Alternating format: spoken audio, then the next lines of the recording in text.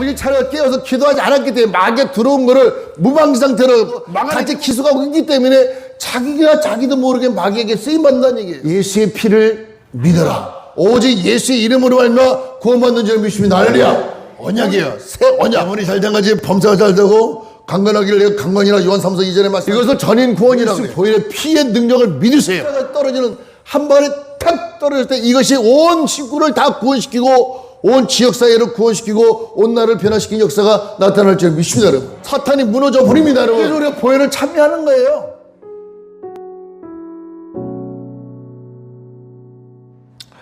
예수님께서 유월절을 다 됐을 때 예수님 말씀하신 내가 고난받기 전에 유월절을 행하기로 원한다. 그러면 너는 저 물동이를 이고 가는 저 아낙네를 쫓아가서 그 집에 부탁하기를 우리 주께서 유월절을 예배하기를 원하느니 나그네를 위한 객실이 있으면 그 객실을 하나를 빌려주시오 라고 했을 때 그들이 빌려줄 것이다 하며 그 집에 들어가는 그 주인이 마치 2층에 있는 다락방의 넓은 공간을 빌려주어서 예수님의 제자들과 더불어 13명이 그곳에서 성만찬을 하는 것을 볼 수 있습니다. 예수님 말씀하기는 뭐냐면 이 성만찬을 하시면서 내가 이제 포도나무에 난 모든 것을 하나님 나라가 임하기 전까지 다시 너에게 성만찬 할 일은 없을 것이다 이렇게 말씀해요. 그 말씀하신 그대로 예수님이 이렇게 이 땅에 부활하셨고 또 부활 승천하시고 난 뒤에 보니까 예수님이 친히 오셔서 모든 사람에게 이 성만찬을 나누는 것을 못 봅니다. 예수님이 친히 하시는 것. 그럼 뭘까? 예수님의 사랑을 받고 이 사도들이 모든 예수님이 하신 것을 계승받아 오늘날까지 많은 주의 종들이 그걸 다시 또 전수받아서 예수님의 이름을 기념하기 위해서 성찬의 만찬을 이렇게 하는 것을 볼 수 있죠. 근데 성만찬의 의미가 뭐냐면 20절에 보면 저녁 먹은 후에 잔도 이와 같이 하여 가라사대 이 잔은 내 피로 세운 새 언약이니 곧 너희를 위하여 붓는 것이다. 즉 포도주를 따라 주시면서 말씀하기를 이거는 내 피다 그래요. 누구 피? 예수의 피. 그럼 구약 성경에서는 예수의 피로 하나님 앞에 제사를 드리는 게 아니라 짐승의 피를 가지고 하나님께 제사를 드림을 통해서 소위 구원이라는 방법을 선택한 것을 볼 수 있죠. 그래서 큰 죄를 짓는 사람은 큰 소를 잡아서 하나님께 드리고 아주 지극히 가난하고 어려운 사람들에게는 밀가루 한 오금을 소재로 드림을 통해서 자기의 죄를 씻겨주는 의식이 있는 것을 볼 수 있어요. 근데 그것이 예수님께서 예루살렘 올라갔을 때 예루살렘 성전에 들어가니까 역시 그 안에서도 끊임없이 짐승을 모아다가 병든 짐승하고 성한 짐승하고 맞바꿔 주면서 하나님께 드리는 유월절 행사를 보면 뭘까요? 바로 짐승을 잡아서 유월절 행사를 하는 것을 볼 수 있어요. 유월절 시초는 여러분 출애굽기의 말씀에 이스라엘 백성들이 애굽 땅에 벗어났을 때에 벗어나기 그 전날 유월절을 기념하기 위해서 어떻게 할까요? 어린 양을 잡아다 그 가족의 인수를 따라서 양의 고기를 나누고 양의 피를 거두어서 문설주마다 다 발라했을 때 그 피를 보고 사망의 사망을 담당하는 하나님의 신이 어린 양의 피를 보고 문설주를 넘어가며 그 집에 사망이 없다는 것을 말씀하신 그대로 구원의 역사가 나타난 줄 믿습니다. 그런데 신약에 와서는 예수님 말하면 예수님이 뭐라 하냐면 담대하게 합니다. 이제는 짐승의 제사를 지낼 필요 없다. 너희들이 분명히 내가 말한다. 너는 내가 이 잔을 가져 너에게 주매 이것은 곧 내 피다 이렇게 말씀했는데 이 피는 뭘까요? 지금 포도주지만 사실상 예수님이 후에 십자가에서 흐리신 보혈의 피를 미리 제자들에게 사도들에게 부어줌을 통해서 너가 이 피를 믿는 자들은 바로 구원을 받으리라 이렇게. 그러면 이쪽 한쪽에서는 이제 예루살렘 성전에서는 제사장과 레위 지파들과 제사장과 바리새인들과 이런 사두개인들은 어떻게 예루살렘 성전 안에서 지금 짐승을 잡아 짐승의 피로 인하여 하나님께 제사함의 의식을 하고 있는데 이쪽 맞은편에 예수님께서는 저 피가 다 쓸모없다. 왜? 부분적인 구원이란 얘기예요. 완전한 구원이 아니란 얘기예요. 완전한 구원이 없으니까 끊임없이 법을 만드는 거죠. 사람이 자꾸 벗어나고자 하는 것이 심리인데 어떤 문제가 생겼을 때 또 새롭게 어떤 일이 생길 때 법을 새롭게 또 만들어서 구속을 시키고 있는 것이 율법이죠. 왜 그럴까요? 뭔가 완성도가 부족하기 때문에 그래요. 근데 예수님께서는 오셔서 우리에게 잔을 가지사 피를 우리에게 준다. 그 예수의 피를 믿는 자들에게는 하나님의 구원의 은총을 주신 줄을 믿습니다. 아멘. 왜? 그 피가 무슨 피요? 죄가 없는 피라고 말이에요.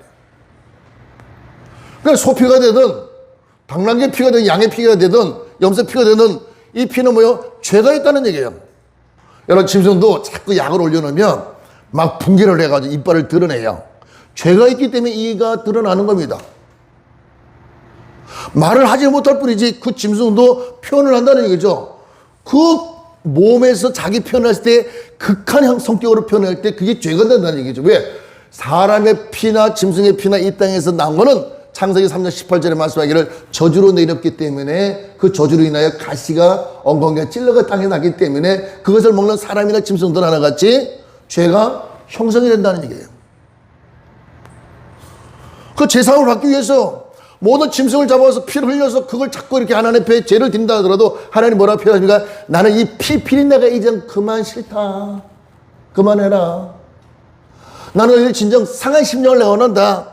마음이 상한 자들이요 하나님께 나와라. 그리고 네 상한 마음을 내려놓도록 내가 너에게 새로운 힘을 주리라. 이렇게 말씀하고 있는지 믿습니다. 아멘. 그러므로 상한 갈대를 꺾지 아니하고 꺼져가는 심지를 끄지 아니하시기를 심판을 이길 때까지 하리라. 이 말씀 뭡니까? 하나님 원하는 건 여러분의 상한 심령을 가지고 와서 나를 불쌍히 여겨달라고 하나님께 자비를 구하는 그런 믿는 믿음을 하나님 원하고 있는데 내가 형편에 따라서 여러분 보세요. 양을 한 마리 잡고 형편을 따라서 염소 한 마리 잡아서 어깨 메고 이걸 대신하여 내 죄를 사십시오. 내가 죽어든 염소를 죽는 그 일들만 계속해서 일어나니까 어떻게 해요? 성전 주변에 피비린내가 너무 많이 난다. 그러면서도 온전한 구원을 받았다면 다행인데 그러면서도 온전한 구원을 받지 못하고 있기 때문에 어떤 문제예요?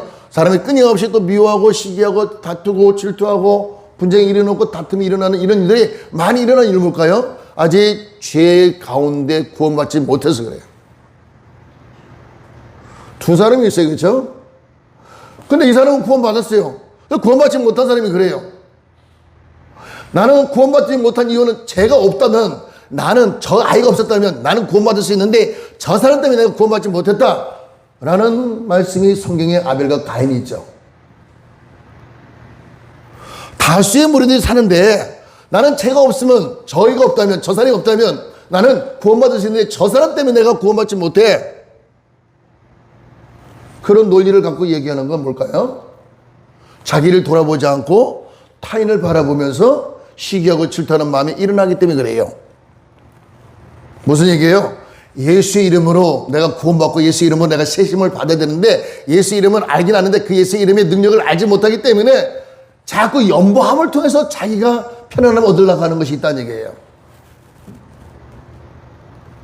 교회 와서 하나님께 예물 드리면서 내가 편안함을 얻기를 하는데 하나님 주여 내게 평강을 주시옵소서 이런 마음도 있겠지만 그것보다 더 중요한 건 예수의 이름으로 나의 모든 죄를 다 용서해 주시고 예수의 이름으로 말만 내게 능력을 주셔서 죄를 이길 수 있는 능력을 달라고 기도할 때에 하나님 앞에 감사의 차가 넘치기 때문에 모든 것이 자유함을 얻을 수가 있는 줄 믿습니다. 아멘.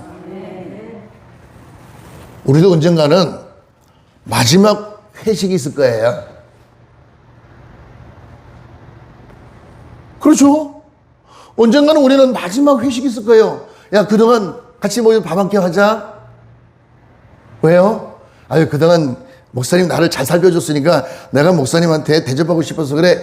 그것이 또 연이어서 연장을 할 수 있겠지만 그걸 인해서 마지막 식사 자리가 될 수도 있어요.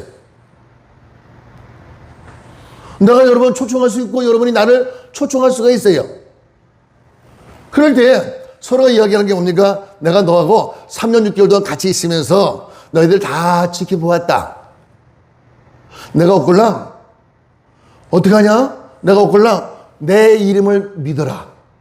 예수의 피를 믿어라. 십자가에서 사랑의 피의 그 증거를 믿어라.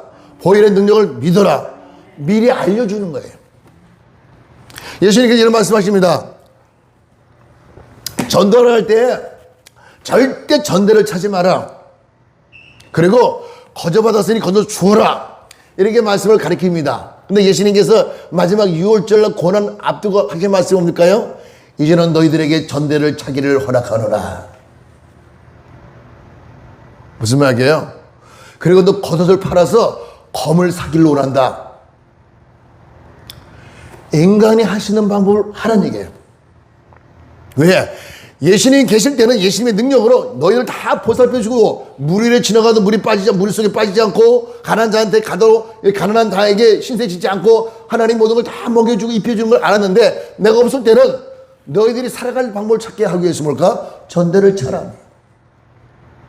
수고하는 자의 입에 멍건을 씌우지 말란 얘기예요. 칼을 사라는 얘기예요. 칼로 대결하는 자들에게는 칼로 응수하라는 얘기예요. 왜 그럴까요? 예수님이 없는 사람들이니까.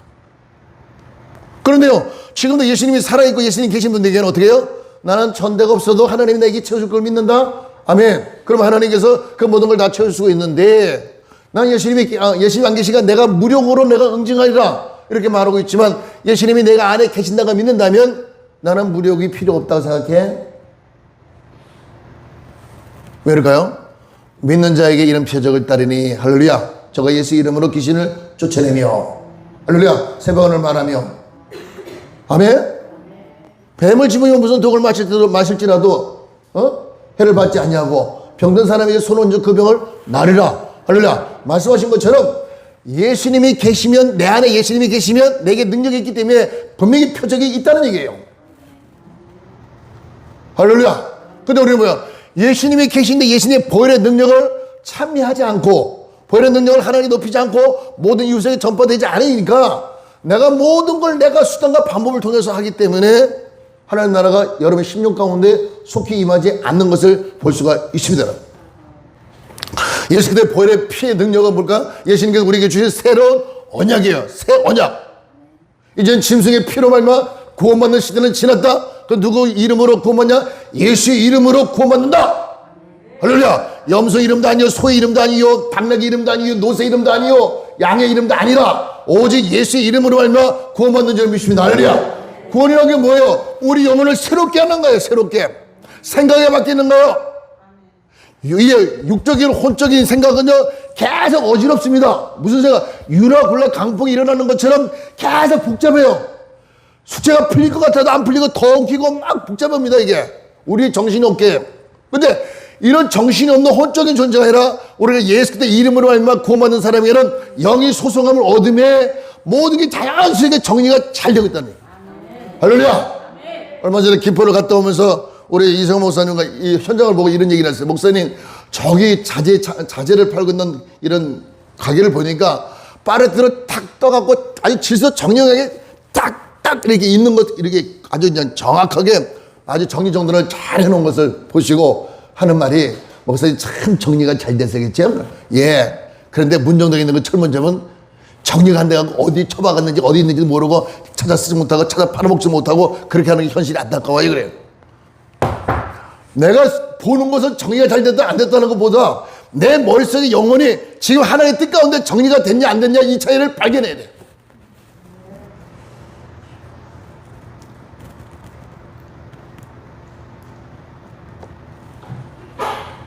그 집에 들어가서 제가 그 집의 상을 보는 거예요. 현관부터 신발이 딱딱 정리가 돼 있다면 그 집은 시작부터가 끝까지 잘 사는 집이야. 복잡하지 않고 간단하게 편안하게 사는 집이야. 신발의 좌우를 잃어버려서 이쪽을 팽개치고 저쪽을 팽개치고 있는 그 기본적인 건 뭘까요? 정신이 어지러워 있는 거예요.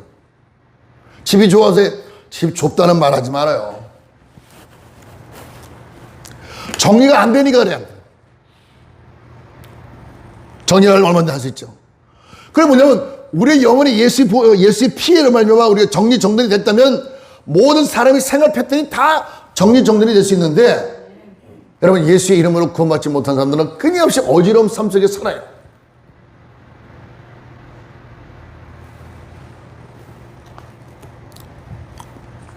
영혼이 잘된 거지 범사가 잘 되고 강건하기를 강건이나 요한 3서 2절에 말씀하신 것처럼 영혼이 잘 되면 모든 범사가 다 잘 될 수밖에 없어요. 이것을 전인 구원이라고 그래요. 그러니까 어느 한쪽에 구원받는 게 아니라 내가 삶 속에 모든 범사가 형통해지는 건 전인 구원이라고 그래요. 목사님이 안 되니까 내가 안 되니까 여러분 지금 잘 되고 있는지 믿습니다. 아멘. 할렐루야. 그냥 믿으란 말이에요. 뭘 믿어? 예수 보혈의 피의 능력을 믿으세요. 세상이 어지러운 건 예수 피가 실종해서 그래요. 왜 예수 피일까라? 보세요. 십자가에서 예수님께서 십자가에 못 박혀서 피를 탁 흘리실 때 이게 마지막으로 흘릴 때 6시간 지난 다음에 뭐라 하셨어요? 내가 이제 다 이뤘다고 숨을 넘어가실 때 그 뭡니까? 마지막에 한 영혼을 구원하기 위해 한 방울 피를 다 떨어뜨릴 때까지 긴 시간 예수님의 고초를 감내했다는 거예요. 나와 여러분이 예수의 피가 밖에서 뒤집어 씌웠다 해서 능력을 받는 게 아니라 나와 여러분이 예수 그리스도의 보혈의 피가 십자가에 떨어지는 한 번에 탁 떨어질 때 이것이 온 식구를 다 구원시키고 온 지역사회를 구원시키고 온 나라를 변화시키는 역사가 나타날 줄 믿습니다. 여러분. 단지 피 한 방울이라도 이것이 내가 믿기만 하면 마귀가 떠나갑니다. 귀신이 떠나갑니다. 사탄이 무너져 버립니다. 여러분. 할렐루야. 성경의 말씀에 보면 이런 말씀이 있어요. 예수님께서 베드로에게 말하기를 베드로야 사탄이 내게 청구하였나니 너를 불러다가 밀가불 듯이 할 거라 그런다. 밀가불은 게 뭐예요? 여러분들 젊은 사람들 모르겠지만 어르신들은 그 시골 가면 이렇게 곡식을 가져놓고 이렇게 채를 촥촥 이렇게 치지 않습니까? 이렇게. 이거 들었다 날 때마다 얼마나 곡식이 어지럽겠어요, 그렇죠? 곡식이 아니라 사람이라면. 그 예수님 말하면 사탄이 너를 내놔놨다. 그리고 너를 불러서 밀 따부듯이 막 해석할 거니까 정신 차리고 기도해라. 시험에 빠지지 않도록 기도해라. 라고 예수님께서 베드로한테 말하는 거예요. 나 그런 일 없어요. 나 죽기를 작정했어요. 예수님이 가시는 길에 끝까지 갈 겁니다. 내가 죽도록 충성하겠습니다. 이렇게 말하겠지만 이미 사탄은 베드로에게 가까이 와서 저 베드로 내놔. 내가 밀을 까부듯이 내가 시험을 줄 테니까.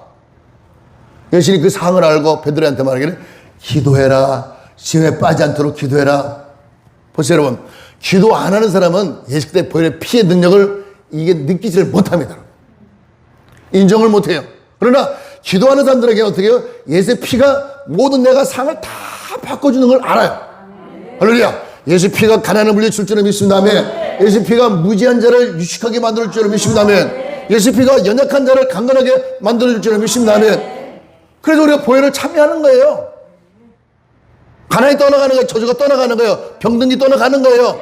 못 쓸 것이 다 떠나가는 거예요. 마귀도 떠나가고 귀신도 떠나가는 거예요. 내가 사람을 놓고 보면 그래요. 저 사람이 저러는 게 아니구나. 왜? 속을 보니까. 그럼 뭐가? 마귀가 이미 들어와서 자기 감당이 못 되는 그런 상황에 가면 여러분. 그럼 뭐냐? 여러분 정신 차려 깨어서 기도하지 않았기 때문에 마귀가 들어온 거를 무방지 상태로 막아내지 못하고 같이 기속하고 있기 때문에 자기도 모르게 마귀에게 쓰임받는다는 얘기예요. 이런 사람에게는 무엇이 필요하냐? 예수의 이름으로 말미암아 계속 보혈을 참여해야 돼요.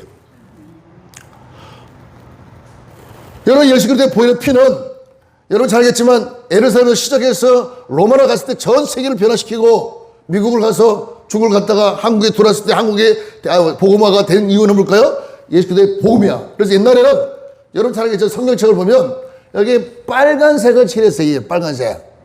왜 빨간색을 칠했냐? 예수의 피를 상징하는 피복음서라. 성경이 피복음이라는 것을 알려주기 위해서 빨간색을 칠했단 말이에요.